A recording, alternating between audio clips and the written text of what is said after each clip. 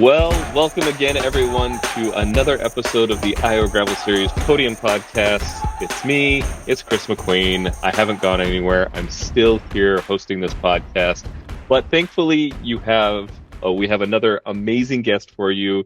Today we have Jason Smith. Jason Smith got second place on our 50K distance at the 2024 Albia Holy Cow. I've never met Jason before, but I'm looking forward to learning all about him. And he's part of a team, OYRB, and we're gonna talk a little bit about that. And probably I'm really interested in how he got into cycling in general. So, Jason, so good to have you on the podcast. Thanks. Happy to be here. All right, so let's start with that first kind of big question, Jason. So, where are you in the world? And tell us a little bit about yourself. And we're definitely interested in how you got into cycling. Sure. So I'm physically located out in Des Moines, Iowa. I live in between Pleasant Hill and Altoona. I'm middle-aged, pretty heavy. Just got into biking actually late October of last year. I got a fat bike. A buddy of mine talked me into it. He'd been on me for a few years. Said, you got to get into this. It's really changed. And I said, I don't. I'm got all my hobbies. I don't need another one. And I got a fat bike and rode all winter. We had pretty good conditions. I said, I'll never own a road bike. I'll never own a gravel bike. And I own them both now. And I just started racing this summer. I've really enjoyed it. Actually, the funny thing about the Albia race, the Holy Cow race, is I just picked up my gravel bike the night before. And that was my first gravel race ever. So it was pretty cool. Wow. Yeah. What a great introduction to gravel racing. Yep. So for those that are only listening to the podcast and don't see the video feed on YouTube, what was something that hasn't been mentioned that probably should be is that there's quite a collection of trophies on your wall there behind you. So can you tell me a little bit of like some of your other hobbies that you've had and just to kind of round out the picture? Oh, goodness. Back in the day, I played rugby. Then there was some MMA. There's always been hunting. I've been an avid weightlifter, boxer, things like that over the years. But kids came, got really busy with them. My competitive nature still burned in the belly, but I didn't have any avenues for it other than getting to the gym. But the hunting, yeah, that's something that's burned bright for probably 30 years or so. And I think I've got 22 or 23 in here. You're just not seeing all of them. But yeah, the land prices are getting so crazy, and it's tough getting on to free land anymore without going to state or county. So that's kind of fizzling out, and I think the biking has kind of replaced it. So I may be at the end of this, but that's all right. Well, it sounds like you're a man that likes to keep busy. Now, I will say that you don't usually see like, I'm 5'10". I weigh anywhere between 165 to 180, depending on, and I can be on I'm a pretty typical kind of cyclist dude. You don't usually see folks coming from mixed martial arts, boxing, rugby, who are built well for those sports, moving over to cycling. So I'm curious, what's got you interested? Like, why cycling? It sounds like you have no shortage of hobbies. What's kind of captured your attention with cycling? Well, my running days are over. It hurts too much. The impact on the knees and the hips and alternate ankles is just no fun. So the cycling, when I picked it up, it was like, wow, I can still go fast, and I've got a good power to weight ratio, and it's just a blast. So hopefully Yeah. I can continue with it. Oh, yeah, absolutely. I mean, if you've ever seen some of those track cyclists, I mean, they're built like bodybuilders and they go fast and they put down there's plenty of there's room for everybody in cycling.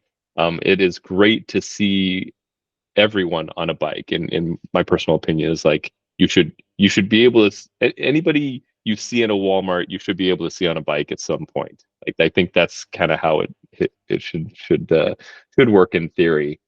So So a buddy got you onto the fat bike, which I don't actually have a fat bike. I keep telling myself every winter I'm going to get a fat bike, and then it doesn't snow enough for me to feel like I need to get a fat bike. So tell me, what was your first experience there? Has it been more about like exploring, adventuring, or it sounds like you definitely wanted to go a little bit faster than maybe that fat bike allowed because you eventually got that gravel bike and the road bike. So what was your first impressions as you got on that fat bike? Had really changed since the last time I'd gotten on a bike and actually put anything down. The extremely grippy. We did single track. I was also surprised with how many different single tracks there were around the Des Moines area. I grew up around here, but uh, mountain biking I got away from probably 30 years ago. So a lot has changed, or they've made improvements to the single tracks that were there. But it was just the handling and the ability that I had to build my cardio as quickly as I did, because when I first started, man, I was sucking wind bad. And it just, we had a great winter for it. It was mild most of the winter. So as long as you dressed appropriately, you didn't get too sweaty and get too cold.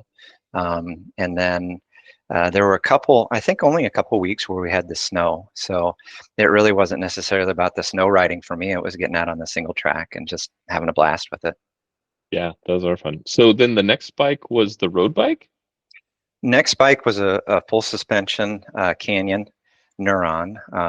And I fell into a pretty decent end of year deal on that and loved it, but it was a little heavy, and I was a little heavy for the rear shock. So I ended up, that's what I traded for the gravel bike, because I just wasn't getting very much use out of it. Gotcha. But it seems like the gravel bike has done okay if you were able, because if I remember right, you were kind of on I'm sorry, Axel. You were on Axel's tail for at least at the aid station when I saw you at Albia. Yeah, maybe we can swap into what it was getting that gravel bike, kind of what you chose and why you picked it, and then we can dip into Albia a little bit. So tell us about your brand new gravel bike that you christened with a podium win. All right. So it's not brand new. It was new to me as a 2019 Salsa Cutthroat. And I was working with the guy, and he needed an XL full suspension, and I needed an XL gravel bike, and it was super comfortable. Fell in love with it right off the bat. Um, and I'll tell you a story how I actually came to ride the Albia ride. Is I thought that the Iowa Games road race was on Saturday, but it wasn't. It was on Sunday, and they were predicted to have rain that Saturday. So I thought, well, I'll go in the opposite direction. I'll go ride Albia. And then I ended up riding the road race on Sunday because I was wrong. But in the race, I took off pretty early on, and I was in the lead, and then I got off course, and I was listening to music at the time, so I didn't necessarily hear the other people screaming at me that I went off course. And I lost, I don't know, a minute and a half there probably, because when I was turning around, I wiped out, and then I had to come back and catch up. Caught up to Axel, and then we were leapfrogging, and I didn't necessarily know that we were at the front. I thought that there were other people ahead of us. And I tried talking to him a couple of times, but he was tight-lipped, you know. He didn't necessarily want to talk to me, and I don't blame him. You know, we're out in the middle of nowhere. I'm a complete stranger, and we're racing. But there was one time I tried striking up a conversation, and we were on a level B road, and I biffed it again. So I had to get back up and try to catch up. And yeah, we leapfrogged off and on until the end. And I was burnt out. The last hill and a half, and he overtook me, and I just couldn't catch him. So Yeah, I mean that's pretty impressive because Axel is an accomplished. This isn't his first podium, basically, is what I'm saying. You know, he's been around and is really becoming quite an exceptional cyclist. I'm hoping to have him on the podcast here soon, and so we can kind of get his side of it, see if maybe he's also just quiet. Like, yeah, I don't think I don't think he was trying to be unfriendly. He might just be like, "What are you doing? We're racing here." Like, Yep. I totally like, understand it. Yep. what? So you mentioned you got off course a little bit and you were listening to music. What are you doing for navigation and gear for the race? Were you primarily just using the marked course signs to navigate, or did you have something up, a phone or something to get the kind of follow the course? I've got a little Garmin. It's an old used Garmin Edge 520. And I just read it wrong. And I looked down at it and it was saying off course, off course. So that's when I turned around. Um, as for it, just had the map that I downloaded from the site prior to the race, and then yeah, I was paying attention to the signs as much as possible. But Okay. it's pretty easy to overlook those when you're out riding. Oh, especially if you, I mean, so it sounds, did you, so you went out hard, like you wanted to go hard on this race. It wasn't something where you're just like, hey, I'm gonna show up and just see what happens. Like if you went off the front fairly early, was that your intent, or was it just kind of like nerves or excitement of the race day that you got off going early? What kind of, where was your head going into the race? I knew I was pretty fit, and I knew how many miles it was. I didn't know how hilly it was, so I just went out thinking I'm going to set a pace and I'm going to try to keep it. So that's how I went into it. I'm pretty competitive, so I was there to win. Good, Yep. good. The so were there any parts of the course that you kind of remember that kind of stuck out in your mind as you were going through it? You mentioned the hills and things like that, but any part of it that you're like, well, this was a surprise. I remember the initial climb, one of the main steep initial climbs. I thought, oh my, what did I get myself into? Because I thought all the climbs were going to be like that, and some of them were, but that was just it was kind of a wake up call because we're getting Would down into southern Iowa, and it gets a little bit hillier than central Iowa. Yeah. And then the level B road, that was pretty cool. It had more like tractor tread, imprints in it, and then it had some ruts, but the sand was a little smoother. Um, didn't necessarily have the marbles that some of the gravel did. And then there were a couple downhills that were a little sketchy. It was like, oh, we're going a little too fast for my comfort, but just overall, it was a great ride. I really, really enjoyed it, and I'm glad that I did the 50K instead of the 100K. That 100K would have just absolutely zapped me. So Well, don't cut yourself short yet, because the 50K was probably the longest 50K I've ever put together. And I usually try really, really hard to do, really close to what the the marketed distance is on it. When I say 50K, I try to make it around 31 miles. This one was, I think it was 37 for Albia, and it was so it was quite a bit longer than a 50K. It was getting closer there to, basically a 60K or so. mhm. Um, so I mean, and it wasn't necessarily an easy course. Like we put for those that aren't familiar with Albia, uh, we start off at the Monroe County Fairgrounds this year, and the 50K and 100K stayed together for the first 22 miles, and then at the aid station at mile 22, it split. The 50K went right and to head back east towards Monroe County Fairground, and the 100K went left to head up to Stevens State Forest and do some fun stuff that's out there. Um, and the thing that I kind of anguished about, but I wanted to do, and so I'm curious to get your feedback on this, Jason, is that uh, I knew that the route out to the first aid station was what I would want it to be and everything. And the hard part with the 50K was getting y'all back. And I had really just one goal, was to get you on the last B road that was on the 50K, Yeah. a good long section. But the only way to do that was to take you over some pretty consistently steep rollers. And so I'm curious How did that feel like going into that? Was that something that was that kind of the part that surprised you on the hills, or was that really not in your on your radar? If those are the ones that I'm thinking of, the downhill speed was pretty incredible on those. And as we went into them and I got a little bit more comfortable with them, I was carrying more speed so I could climb those rollers on the other side a little bit better. But yeah, those are definitely memorable. Yeah, it was one of those hard decisions as a race, route creator and everything, to be like, okay, what can we do here, make it even longer, because it was getting very painfully.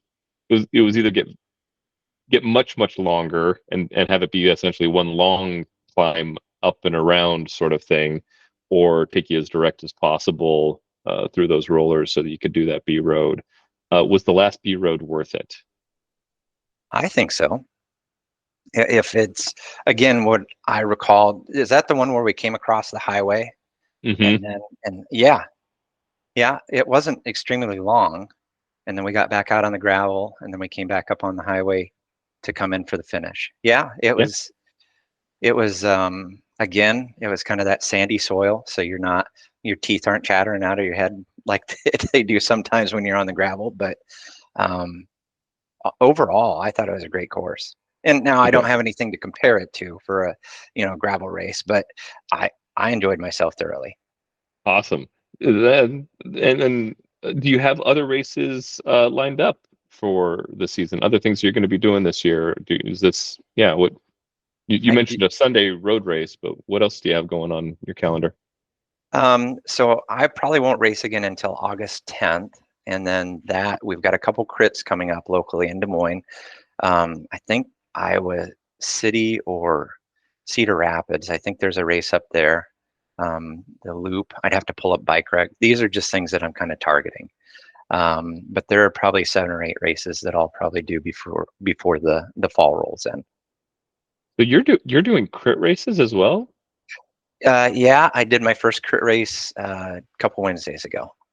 So I did Tell 4. us. I went from 0 races to 4 races in 8 days. Yeah, I know. It's addictive personality. Yeah. You know what? I appreciate. I was talking to someone else here recently about how, like, uh I asked him, like, okay, what advice would you give younger self? And he's like, just go all in, like sign up and just go in. And so I think you're really, showing that ethos of that, which I think is really great. If you're going to sign up to do something, do it Yeah. and see what you can learn from everything. So tell us about the crit race that you were in. Which one was it? And any reflections you have off of that experience. Yep. So the crit race I did was at Union Park in Des Moines. I think it's a half-mile loop and it's pretty fast. Category 5 because I'm just, like I said, getting started at this. And I just I went into it pretty intimidated because I thought we're going to go into this. It had one corner on it, and I thought somebody's going to wipe out, and it's probably going to be me. But didn't. Held tight. I had Jerry Schroeder's voice in my head the whole time. Sit back, draft, draft, draft, and then punch it. And we got to the end. I was 4th, and I think we had 3 laps left, and I punched it, and I flew past everybody. And I'm thinking, I'm going to get this. And about 300 meters left, I ran out of gas and I came in 5th. So I was wrong, but it was a learning experience and I had a ton of fun. That's fun. Well, so in hindsight, do you think you would have maybe left it one more lap before you punched it? Would that way maybe you left you enough gas in the tank, or what are you thinking? I probably wouldn't have gone any more than 2 laps. I might even cut it down to 1.5 or 1. Yeah. So Yeah. in the So just future, roasting. yeah, that's probably what I'll do. If I can hang with everybody up until, the last lap or 2, then that's probably what the game plan is going to be. Yeah. Gotcha. But yeah, race strategy is I think a lifelong lesson, it's picking and kind of understanding your opponents, and that's hard. That's always a tricky thing. Hmm. Um, Tell me a little bit about how you trained for all this. Are you doing any sort of structured training as you're getting into this, or is it more casual, like zone 2 stuff? where are you at in your training philosophy and journey so far? Okay. So I'm an avid weightlifter. Obviously, the weights, I can't keep up with the weightlifting regimen that I've had before while I'm biking as much as I'm biking. My body just won't take it anymore. So uh, I try to get out and bike 3, 4 times a week. Riding with the group is something that's new to me, and it's awesome. I've really, really enjoyed it. OYRB guys, some Presto guys, or just a mixed bag of everybody on group rides. And some of these rides we're doing 23, 24 miles an hour, and I'm loving it. I will, my heart rate runs pretty low, so I tend to stay in zone 2, zone 3. If I get in, then I'm kind of struggling. Some of these other guys, their heart rates are getting up 190s, 200s, and it just blows me away. It's like I don't even understand how that works, but it's just comfortable. We're pushing pretty hard. I know that my cardio has improved vastly since the summer months rolled around and we started doing this road biking thing. And then occasionally I'm still getting out on single track, but everything's overgrown, and mosquitoes, as soon as you stop, they find you. And we've just had a monsoon season these last few days as well. So looking forward to the fall and getting back into single track again. But as for, I think you asked about nutrition earlier on, or we spoke about that a little earlier. Yeah, definitely. Yeah. I'm a meat and potatoes guy. I know that I should probably lose some weight, and I could probably be a little bit more competitive if I did, but I like to eat. And if I start becoming more competitive, I could see myself actually, becoming a little bit more into the diet and trying to lose weight. But Well, fueling for the bike is definitely, it depends on what you're doing. mhm, And for me, one of the things I love about cycling is that it lets me eat whatever I want. For the most part, I'm as a race director, I'm not usually too concerned or worried about dropping weight for a certain distance, because of speed or whatnot. I'm usually more concerned about, do I have enough food to fuel me on some big, long exploratory effort where I head out. So, finding the right fueling regiment to for your goals, like, it is definitely not one size fits all. yeah, It just really kind of depends on your goals. We were talking to Jennifer Sheffield. She was on the podium for the 100K, and she's hired a dietitian because she's trying to figure out exactly what it is according to her goals, what she needs to do. And for her, um, you know, uh, she's like 5'9" or something like that, and she's eating 3,000, 4,000 calories a day so that she can maintain her training and her fitness and fuel her body both for recovery and for a race. mhm, And it's you find what works for you, but it's one of the reasons I ask everybody that question, because everybody's journey is a little bit different, and sometimes it's helpful to kind of put in perspective what these different goals are and where we are. I wanted to hit on OYRB as well. How did you get involved with them, and tell us a little bit about the team club? How does it's a racing team? Yeah. yeah, How do you? yep. It's a racing team. It's called On Your Right Bike Racing Team.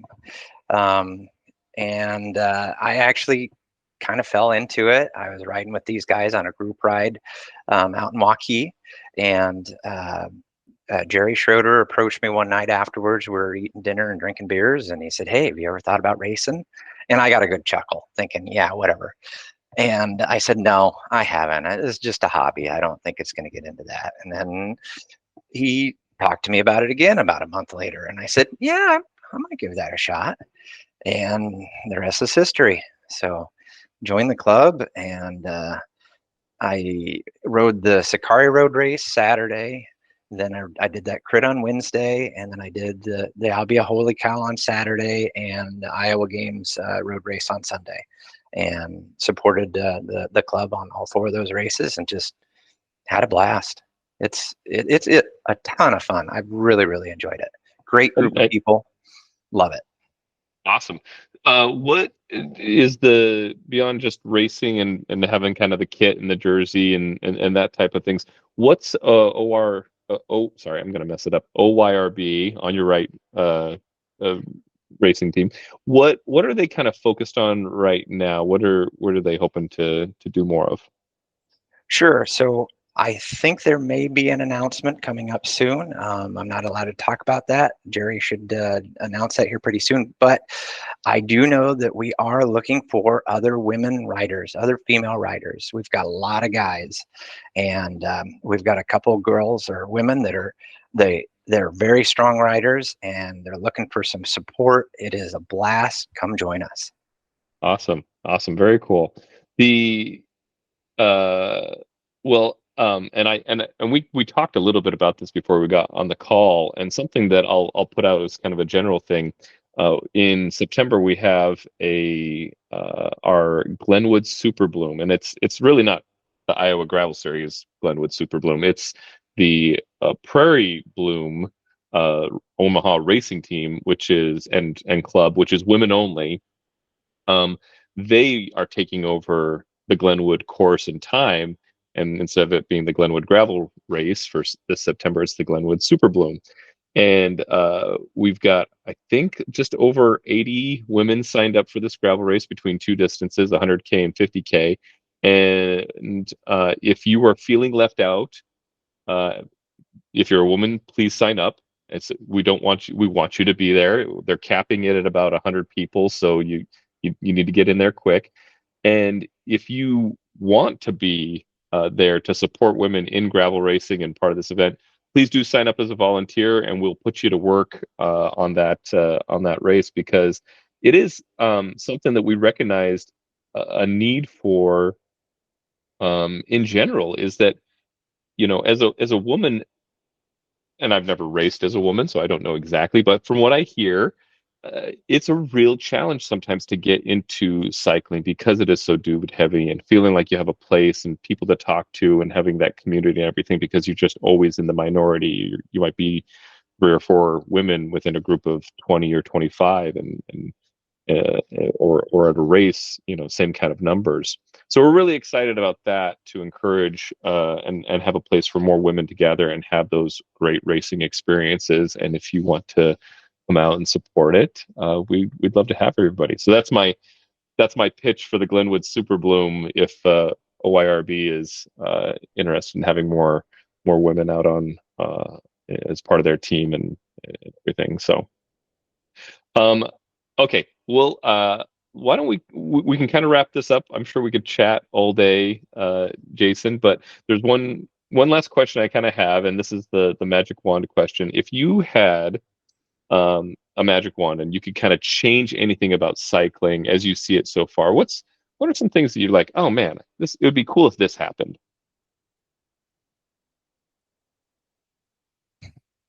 I'm still pretty new to it, so I I don't really have a lot to say here other than just possibly